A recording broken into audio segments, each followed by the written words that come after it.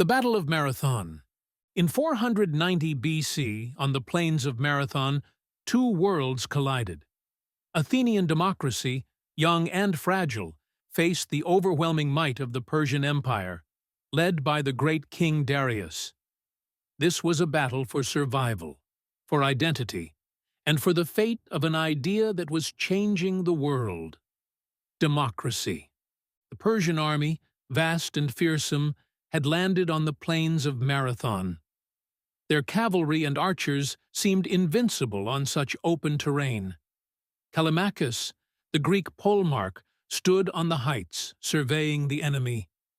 He knew his 10,000 Athenian hoplites and 1,000 Plataean allies were outnumbered. Yet the Greeks had their own strengths: superior armor, longer spears, and the formidable phalanx formation. Desperate for reinforcements, the Greeks sent their fastest runner, Pheidippides, to Sparta. He ran 240 kilometers in just 2 days, pleading for help.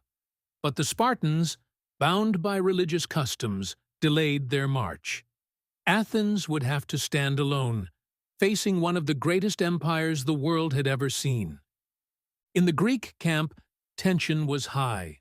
The 10 Athenian generals were divided. Some urged caution, hoping the Spartans would arrive in time. Others, led by Miltiades, argued for immediate action. Callimachus, as polemarch, held the deciding vote.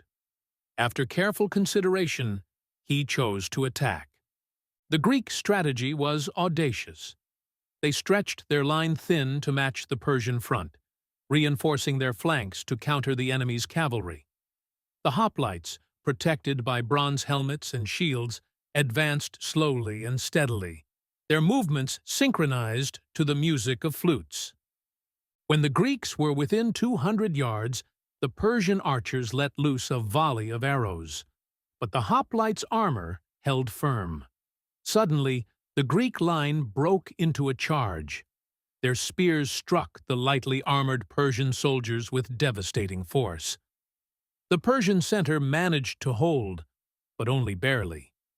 Meanwhile, the stronger Greek flanks enveloped the enemy, creating chaos in their ranks.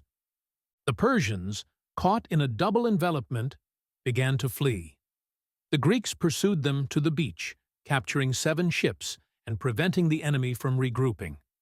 But the battle wasn't over yet.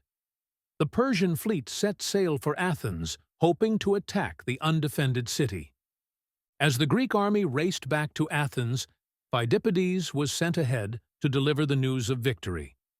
His legendary run ended with a single powerful word: Nike, victory. His sacrifice inspired generations, but the threat wasn't over yet. When the Persian ships reached Athens, they were met with an unbroken wall of defenders.